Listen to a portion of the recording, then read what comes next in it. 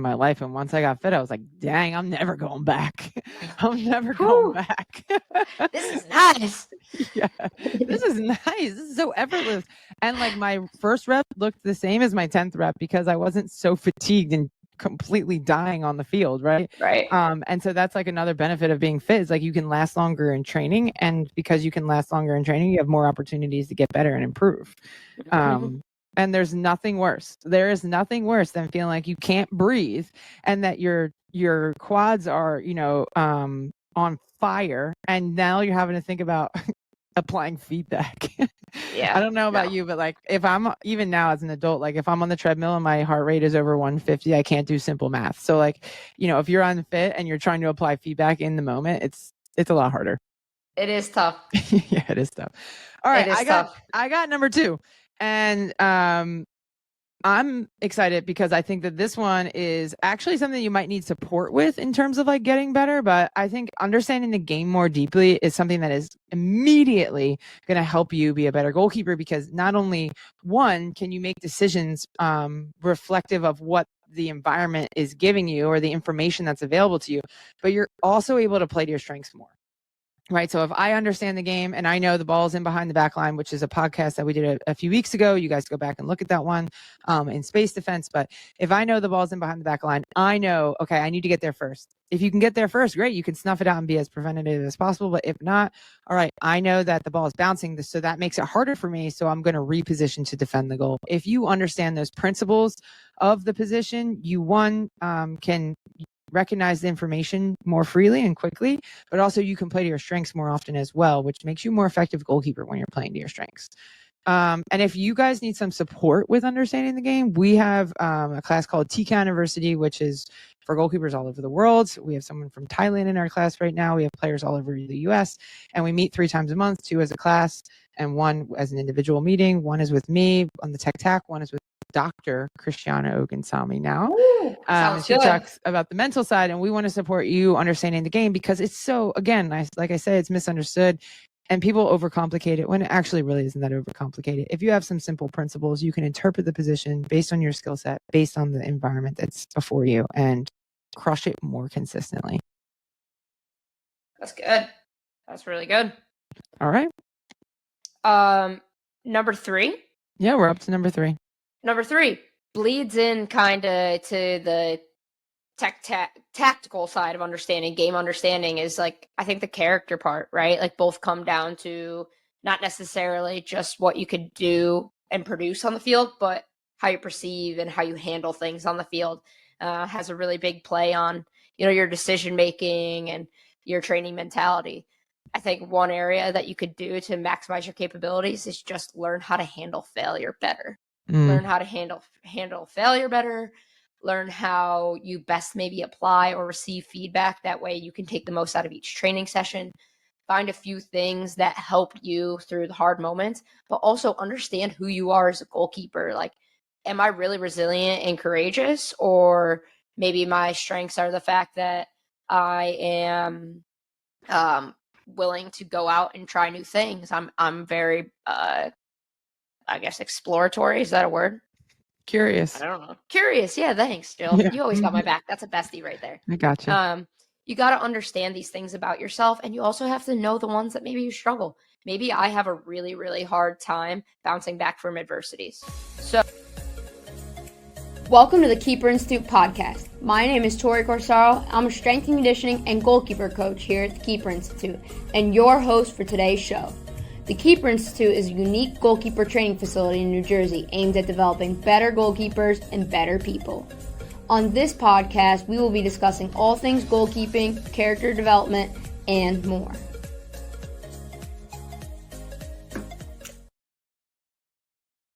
Back to the Keeper Institute podcast. We're so back, baby. We are so back. I'm pumped. I can't wait. I mean, we took a little bit longer break than usual, but I do think due to scheduling, we both needed it. So we're here, we're fresh, we're ready to give you our absolute best to everyone who's listening or maybe watching. Who knows?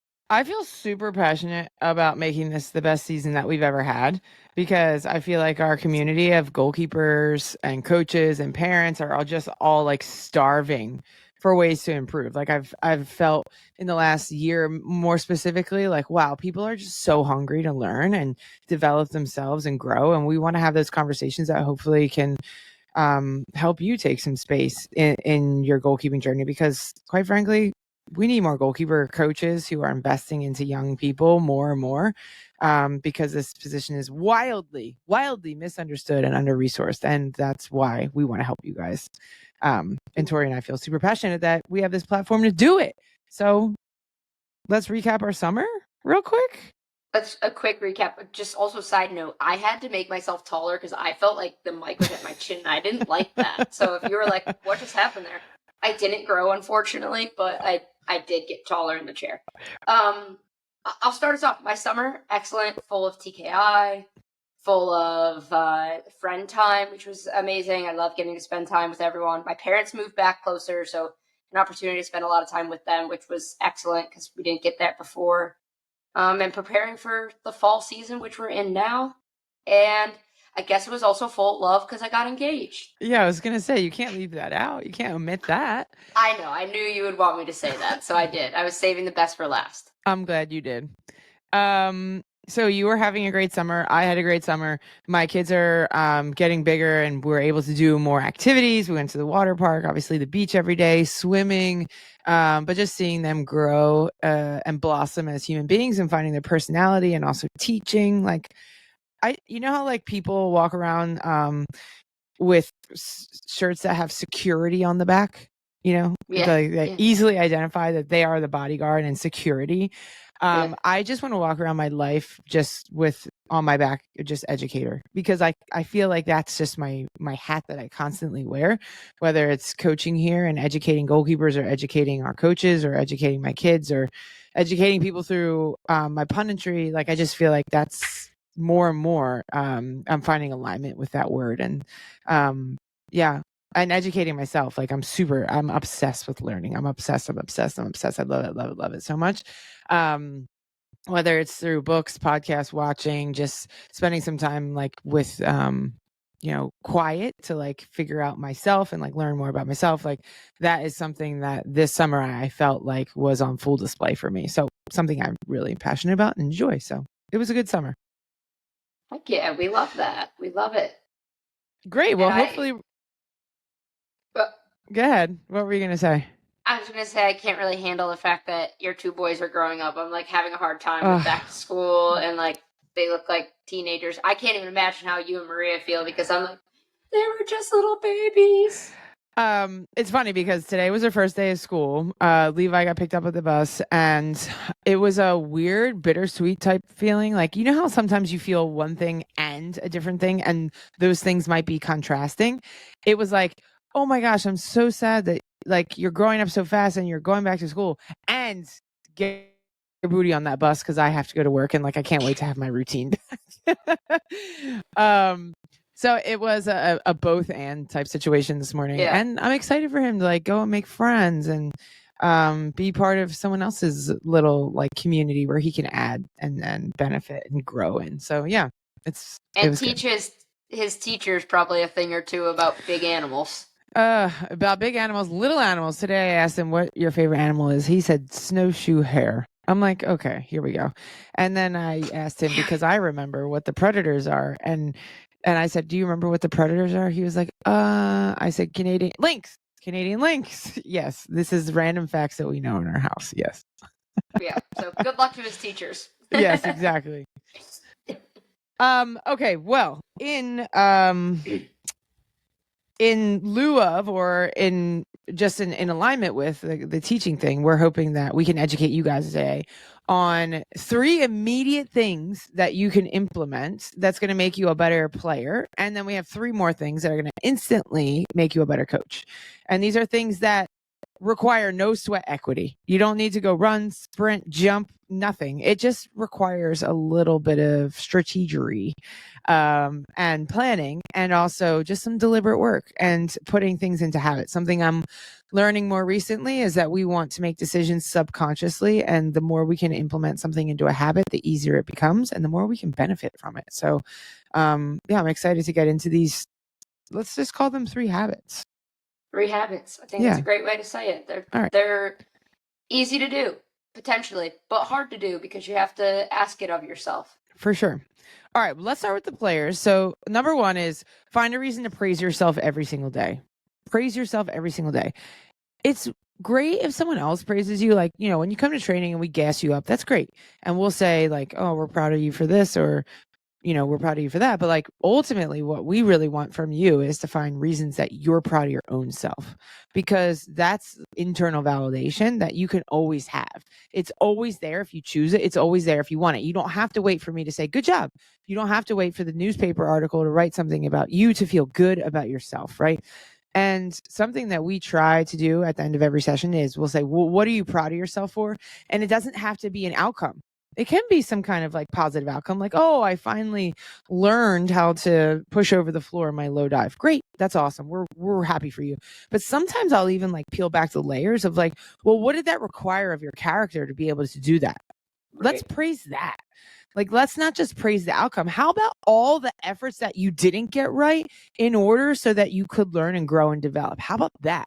How about the resilience, the determination, the persistence that it required of you to be able to do that? Let's praise that, because that's kind of, to me, like a muscle. Like, the more you use it, the stronger it gets, and the more that you are willing to put in the work to show determination and grit to be able to get the outcome that you want. And I think we've talked about this before, like how good character is like my Dunkin' Donuts rewards app. The more you use it, the more you get.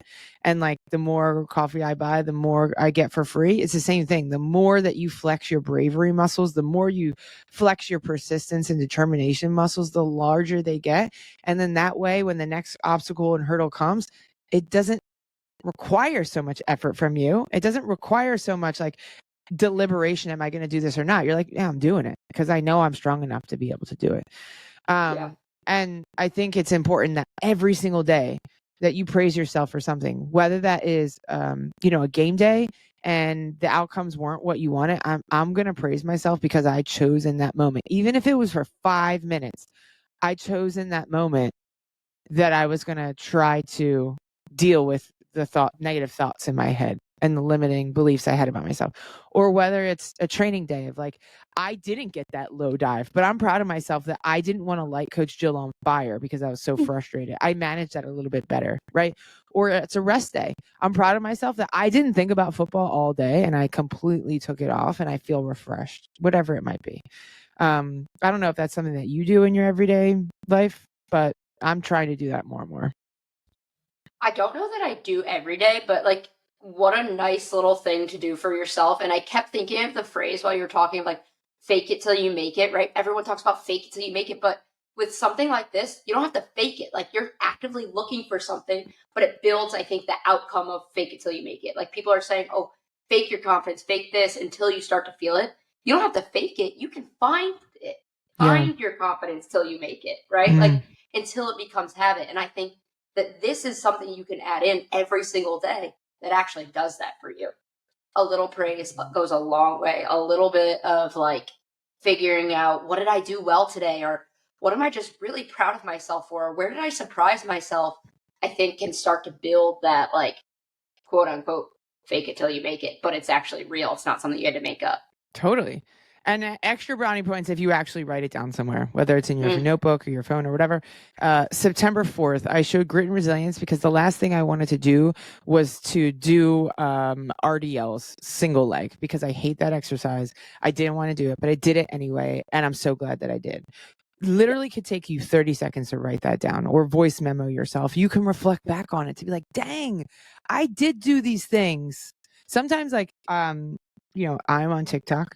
I know that Maria makes fun of me for being on TikTok, but I like TikTok. I'm now also on TikTok. You are on TikTok. You're on the comedian side of TikTok. I'm on a different side of TikTok, but I listen to a lot. Recently, I've been really trying to put myself, I'm really trying to stretch myself, and more specifically with planning and being persistent, because I think persistence is like a withering virtue these days. Like if it's not fun, or if I didn't do it right the first time, I'm done with it. Like I just feel like persistence and perseverance is just a withering virtue. So for me, I saved this TikTok thing, this guy, and he was saying something that was like, it hit me where I was.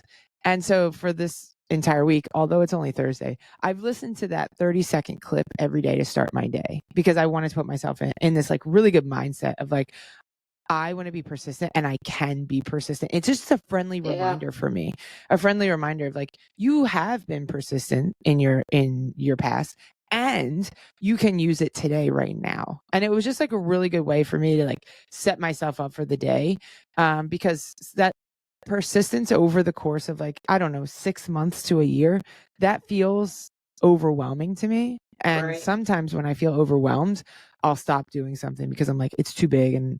But trying really hard, being super intentional, and we'll see if this works. I'm not sure if it's going to work, but I'm going to try and explore it, because ultimately I think it will make me better in the long run, whether it works for me and I choose that, or whether I choose something else that helps me choose persistence more often.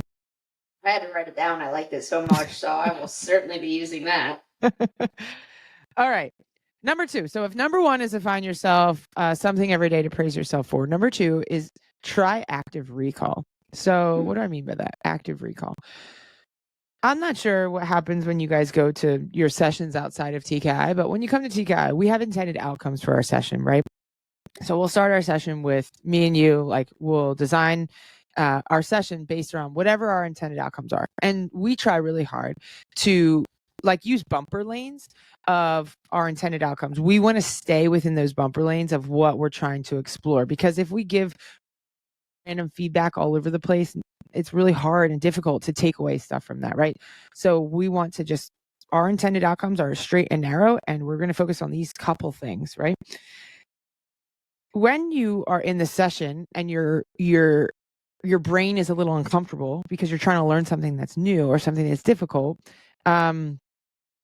you're in the session, and when you walk away from it, you can just maybe have a tendency to leave the session where it was, right? Just leave what you learned on the field. And I think it's incredibly important to actively recall what you just learned so that you don't forget it, right? There's statues all over the world because we're forgetful people. We forget what happened before us. We forget about our history. We have certain holidays so that we don't forget the contributions that a person or people have made, right? So as we know we're forgetful people, if we can find some different ways to actively recall what we learned, we have a better chance of being able to focus on that thing, or remember that thing, or implement that thing, or just bring to our awareness what it is that we're working on. So what could active recall look like? It could look like you get in the car and you're like, hey, mom, dad, this is what I learned today, and I want to teach you about it. I want to teach you about set shape and how that might change. I want to teach you about how to be aggressive in 1v1 situations. And it's not for your parents. It's just for you to be able to teach someone else, because when you teach something, you have to know it. And if you don't know it, you can ask some more questions. But actively recall, like on the way home, take 5 minutes, teach your parents about set shape. When you're done training, there's a goalkeeper that comes here, Sarah Perlis. Every time she's done her training session, she writes down some notes in her notebook. And yes, it does take a little bit more time, maybe a couple minutes. But next time she comes in, she always knows what she worked on and how it went. And she has some kind of idea of like, well, I want to continue to work on this and I need some more support with it. Or, hey, I'm going home to my training session and I learned this at TKI last week and I want to try it. And she gives her coach maybe a little insight on what she's exploring and working on, which I think is phenomenal. But maybe you wait until, if you're training on TKI on a Monday, you on Thursday look back in your notebook and just give it a little like leaf through and see what you've been working on, to maybe actively recall that before your game on the weekend so you can continue to implement it there. So active recall is just going to lead to longer lasting learning. That was a tongue twister. That was a tongue twister, but knowledge, baby. Let's go. Yeah. That's probably something as a coach that you reflect back on a lot. Like, hey, I worked on, probably in college soccer more, because you're working with the same players every week. And like, do you do IDPs? Because that's like another way to do some recall. Yeah, so we do IDPs, and field players will get it like every 2 weeks. They'll have new like little tidbits of feedback in their IDP, like maybe a sentence or two.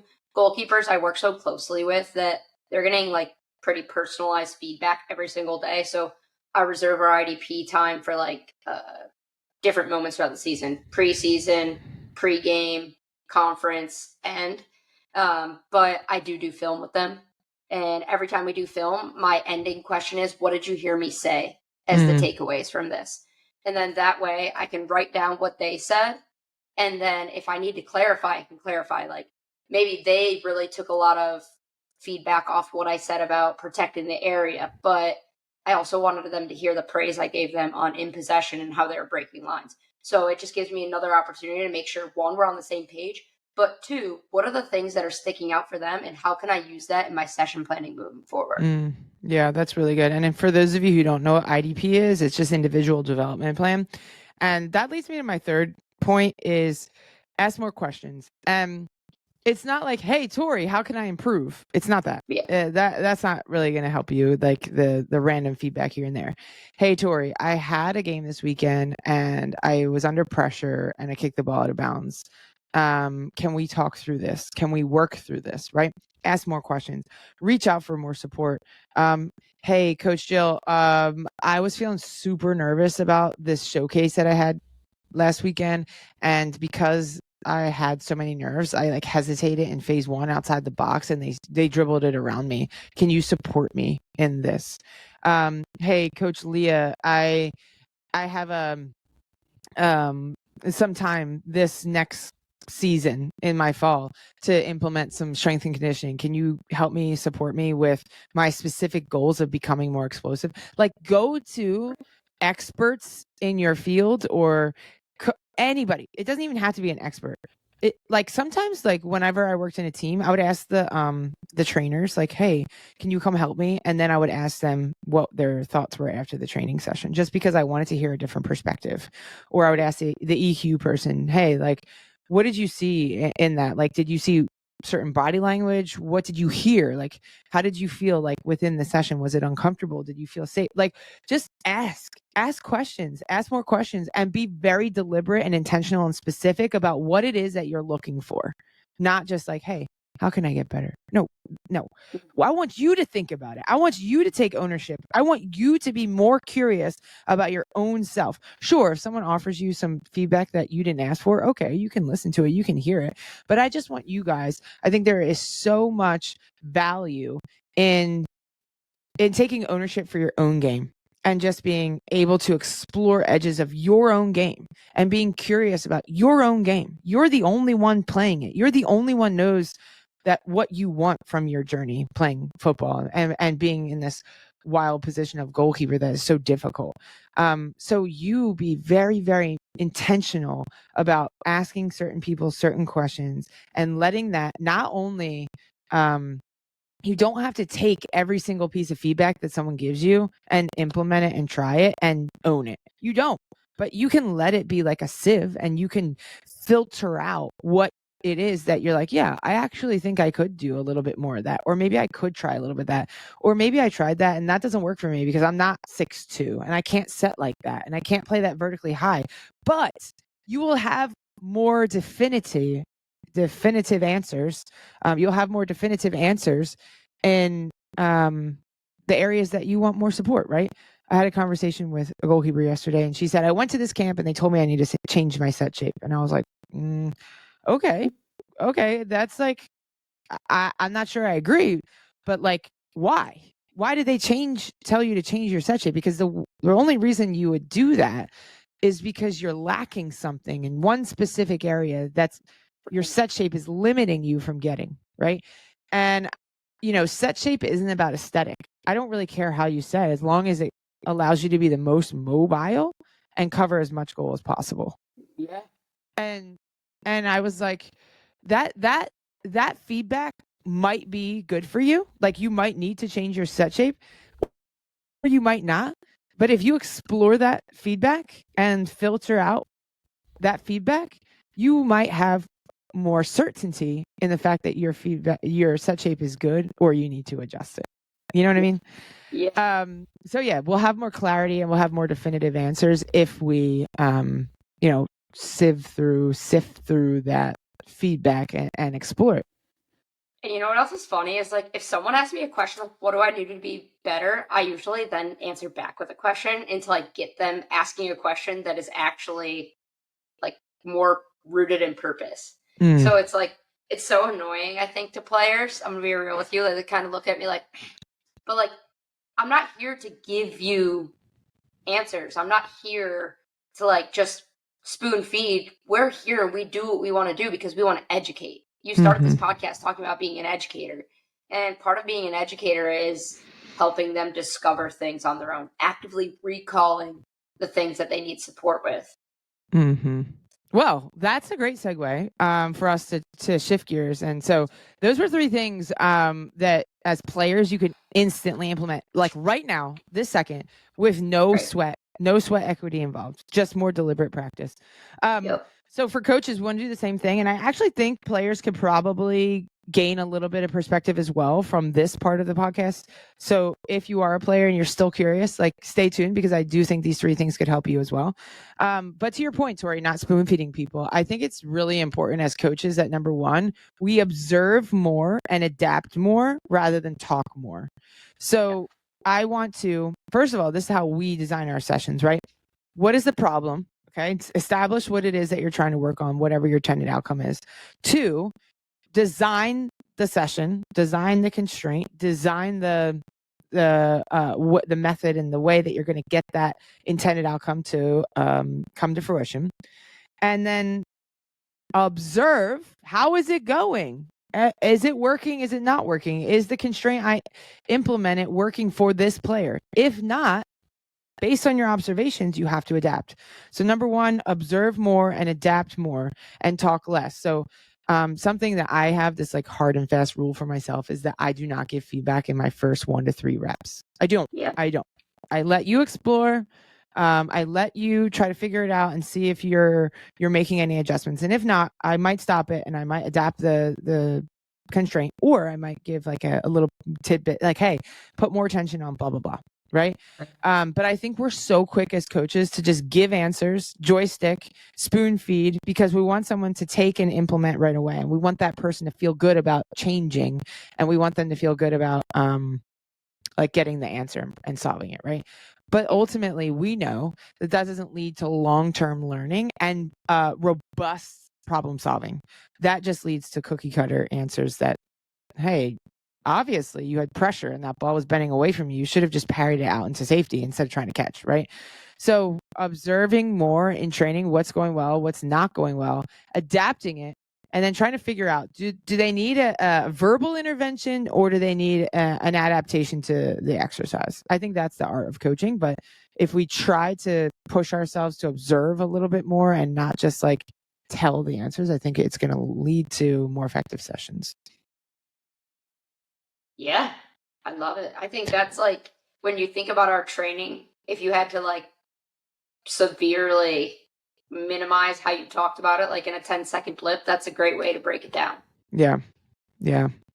I also think for players too, like, that would be so helpful. But I would probably say, judge less, observe and adapt more. Yeah. That was bad. I was bad. I gave up a goal. That's judgment. Oh, wow. I was vertically way too low on the field. And that's why I could not impact outside the box.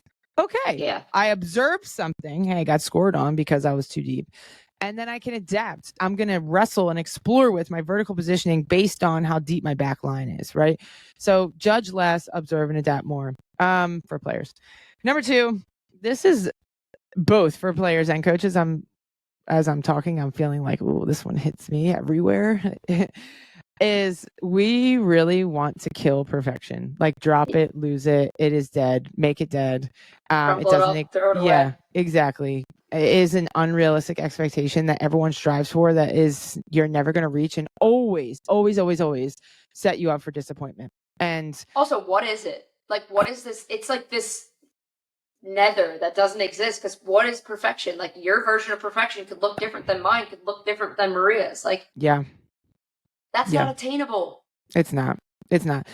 And the other day I had to catch myself. I was so upset with myself. I said, "Oh, Ava, that was perfect." And then I literally stopped myself as it came out of my mouth and I said, "I'm really sorry I said that. I shouldn't have said that. That wasn't perfect. It was incredible. It wasn't perfect though." And I don't ever want you to think that you have to be perfect or that any single rep is ever going to be perfect. It's not. It's just effective or it's not effective. And I really had to I was really upset with myself about saying that. But it was a good learning lesson for me, like that I don't ever want to bring attention to perfection. I don't ever want anyone to perfect. Well, you can't perfect a technique, but that shouldn't be the focus. And you know what? As a coach, we do it without even knowing we do it. Yeah, yep. I could say that was perfect, right? But we do it by criticizing something that was super effective. Like, oh, your shoulder should have been 5 degrees more. It should have been leaning more. It should. Oh my gosh. That is how we perpetuate perfection. And it just is ridiculous. And it creates this unrealistic expectations for the goalkeepers that we get to work with, that they have to operate within this lens of perfection. So if they bobble a ball, they're upset about themselves. I'm like, who cares? Literally, this is ridiculous. Yeah. Who cares? You dropped the ball and you picked it right up. That's not a problem. And it's also not a trend. But you know what can be a trend is the fact you getting so upset about the fact that it wasn't, quote, perfect. And then your next rep is worse and worse and worse. And you get overwhelmed by frustration that we lose you for the next remainder of the 47 minutes that we have together. So let me ask you a question then. Sorry, I broke you. The big sigh. Let me ask you a question. So there's times, right, where it doesn't matter, right? You drop a ball, whatever, they picked it up. There's nothing wrong with that. It's not a trend. But when you're talking about something, let's say they make a save, right? Someone makes a save, but you're like, their shoulder does dip, and this is what hurts them when the ball's out here instead of just right here. Mm-hmm. So let me tell you how I go about it. I said, I love that you made this save. I think it's excellent. I'm never going to say anything in a game. It's great. However, I do think that that you see right here, that keeps you from putting this rebound here, is what makes you from not being able to save the ball when it's out here. Yeah. So how do we fix that? Or like, what can we adjust so that this is a save you can make at all ranges? Would you criticize that, or how would you go about that as a coach? Like, still talking about things without asking for perfection? I try not to criticize something that's effective. I break it. So okay. So let's say that you're saying, hey, this is effective. In this circumstance, it could be effective, but if it were bigger, it's not effective. Well, why do I need to change it if it's closer to me? I don't. I just want to break them. I will expose them. Maybe is a better way to say it. I will expose that weakness, and then I'll ask them to adjust, right? So first of all, I need to bring awareness to the fact that this isn't really helpful for you in this circumstance. This is ineffective. The way I do that is I score on them and I expose them, right? Or I put a player in front of the goal to score the rebound because they aren't effective with their rebound placement once their shoulder goes past a certain point, right? And I will expose them that way to see if they adjust. If they can adjust on their own, great. If they're having some trouble, we might implement something like, oh, you have to dive in front of this dummy when going out to this point, right? But I try not to criticize anything that's effective. I just try to expose them where I know it's going to hurt them. So I link something, and then I'm thinking, well, if they did that in this circumstance, what would be the outcome, and how can I create an environment where that would be exposed more and more and more? Right? Because I think when something is effective, like i.e. you make a save, sometimes there's two camps. I didn't do it perfectly and I need to, or it worked. Why should I change? Right. And I think it's a fine line, right? Because I don't necessarily need someone to change something that's effective. For example, if I hit a shot from 18 yards away and there's nobody in the box to finish a rebound, I don't care if someone deadens the ball and picks it up, right? But it's different if someone is right in front of you and you have to be more decisive with your final action. So if that is a trend where someone continues to give up a rebound over and over and over, I will put someone inside the box and different positions in different areas, running from different spaces, from out to in to out, camped out centrally, to try to encourage either the goalkeeper retaining possession immediately or the goalkeeper shifting their rebound into a less dangerous area of the pitch, right? So yeah, I think that's one way that we can encourage adaptation without bringing negativity to the space too. Right. Okay. Yeah. That was a long-winded answer. Sorry. No, but it was good because it was for me, and maybe it helps our listeners as well, but it also helps me. See, guys, you got to ask questions. Well, that's the last one, Tori. You just hit the nail on the head. The last one that we have. Actually, that was for the players, but the last one that we have. Yeah, sorry. The last one that we have is give more specific praise. So. And ask more specific questions could be a good one too. But give more specific praise. Great pass. Well, that's okay feedback. That's good feedback. Like someone wants to know that that was great, but say why. Because yesterday I was working with a player and she said, I asked her a question and she said, well, it needs to be a good pass. And I was like, well, what constitutes good? Like, tell me more. And that was my way of checking for understanding to see if she knew about passing detail or not. And she didn't, because she couldn't articulate what good pass was. And maybe she just didn't have the words, but she also couldn't replicate it in the training session either. So I knew she needed a little bit more support. So I said, hey, define good. And she was like, well, like not in the air. And I was like, yeah. So good pass maybe just means the power and the placement set the receiver of your pass up for success, right? So the pace of your pass and also what foot you gave it to. Awesome. She was able to implement that right away in the next rep, right? So if I just say good pass or, hey, that was a bad pass, nobody knows what's bad about it, right? Right. Nobody knows what's change about it. Hey, change up the pace of your pass. Explore the pace of your pass. Be very specific. Be as specific as you can about, praising someone. I loved your bravery. Your bravery was so good. Your decision to come was incredible. Try exploring the timing of when to get into your spread, right? You give specific feedback like that and you praise people for like what it is that you want to bring attention to, they can do it again. They can implement it again. They can know what element of that final action was good and which ones that maybe need to put a little bit more attention to. Right. Goalkeeping's hard enough. Let's take the guesswork out of it. What did you like? What did you think I could do better? And make it specific, right? The same way we ask players to ask specific questions, coaches give specific praise, give specific feedback. Not like you should or you could catch that. It's like, listen, elbows off your body and you create more pocket of space and maybe you can catch that next one. Or, wow, that touch is great because you bought space, which gave you time to scan for that highest value pass. And when you do that, you just take the guesswork out of it and you free up a little bit of mental space, which we all know you need as a goalkeeper. Well, also too, Tor, is that the way we train, at least, we don't do stuff in isolation over and over and over and over again, like to perfect anything. So typically there's a bunch of different elements in our training, right? So it could be your movement into your set shape, your actual set shape, your positioning, your final action, your decision on whether, how to absorb pace, all these things.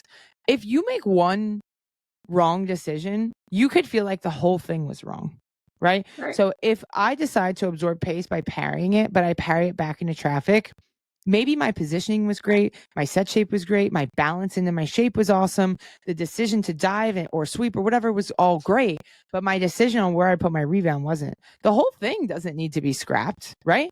So you could praise like, hey, your positioning was so much better that time. Your positioning was so much better, and just leave it at that. You could leave it at that. You don't even have to say anything negative. You don't even have to say anything about like the final action. You could if you wanted to, based on where someone was in their frustration level, right? If someone wants to light me on fire, I'm not going to say, hey, put your rebound somewhere else, right? Yeah. But if someone's fine and they're like accepting more challenge and they feel good about it, great. I might say your positioning was so much better. I saw less of the goal, but let's be more mindful of where we put our rebounds, right? Like, I just think being more specific helps people to understand, like, the whole thing wasn't bad. The whole thing wasn't wrong. Hey, I'm doing really good work here. I'm trying, I'm adapting, and I continue to adapt and adjust. Yeah, absolutely. Tor, it's so good to be back. This is, I think this was one of my favorite podcasts to do with you, because I think it's just easily digestible information for people to be able to implement in their game right now, their coaching game, to level up. As parents, I think parents, if you're listening to this, you can implement all these things just as much, right? Like, praise your kids for specific things. Like, it could be as silly as like, hey, I'm proud of you and you should be proud of yourself for being so brave today and something you're working on. Or as simple as, hey, you should be really proud of yourself that last night I noticed that this training meant so much to you that you got your gloves and cleats ready, prepared, and packed away and set by the door the night before. Like, that really tells me that you're serious about this, and like, whatever it might be, right? But I think anybody listening with a pulse could really benefit from this podcast. Yeah, this is honestly, I'm sure people off the streets aren't just listening to our goalkeeping podcast, but like, this is stuff that is life. And ultimately, I think that's why our parents put us in sports in the first place, is to teach you life lessons, to help you be active, to give you community and friendship. But I think that like, these are the things that you can take, these little tidbits, these 6 things, and they can help you in pretty much every facet of your life. So I've really enjoyed this one. I really am excited about getting back. I think we are both ready to be back, and ready to hopefully give you guys some knowledge and encouragement moving forward into your seasons and into your fall. All right, question of the day. It's mine. I'm going to take it. If you didn't play soccer, what would be your sport of choice? That is a really good question. I have thought about this before. I think probably lacrosse, to be honest, because that's a big one where I grew up to in upstate New York. However, I think I could be good at like a cross country running. I'm not fast enough to be a sprinter or have long enough legs, but like those longer runs, I think I could have been good at. Okay. Would you have enjoyed it, or No. you just would have been okay? I just think I like to run. Don't get me wrong. Like, I really enjoy running, but I don't think I would have necessarily loved having to do like 16 miles on a casual, you know? Yeah. But I do think that, like, given what I've received as an athlete, that probably would have been something I'd be good at. Nice. Yeah. I, on the other hand, do not have the body for endurance athleticism. However, I am testing my recently mentioned perseverance by training for some more endurance sports. But I think if I had a choice, if I couldn't play soccer, I would have been either a snowboarder or a basketball player. Okay, I didn't see snowboarder coming, but I was like, basketball, she's shooting them. Yeah, no, clearly I'm a winter sports girly. I don't know. But you don't like to be cold. I don't like to be cold. You're right, but that's why basketball works. And also, I don't know, when you're distracted with doing something that gets your adrenaline rushing, I feel like you forget it that you're cold. Fair enough. That's fair. I could see you being like, also, I want to play rugby. No, you want to hit people. I'm not like that though. Like, I am a large person, but I'm also like not violent. Yeah, I guess I don't choose violence on a regular basis. I'm like a big softie, honestly. Yeah. Yeah. You gotta post up though in basketball. But I guess you don't want to like tackle people. I wasn't a post up. I was a 3. I was a shooting guard. Look at you. Yeah. My baller. Anyway, friends, we want to support you. We love you so much, whether you've been here, whether you haven't, whether you live in New Jersey, Pennsylvania, New York, and you see us on a regular basis, or you live in Arkansas, Seattle, or North Dakota. We want to help you and we want to support you. So if you have any questions or you need a little extra love and support, reach out to us, jloyden@thekeeperinstitute.com. or you can reach out to us on Instagram, anywhere, hello@thekeeperinstitute.com. And of course, always thank you to our glove sponsor, West Coast Goalkeeping, who provide us the top tier equipment to provide the best training that we can, the gloves, the balls, the dummies, every single thing that we could ever need and want. Make sure you check out westcoastgoalkeeping.com to get all of your goalkeeping needs. And until then, we will catch you later. We'll catch you later.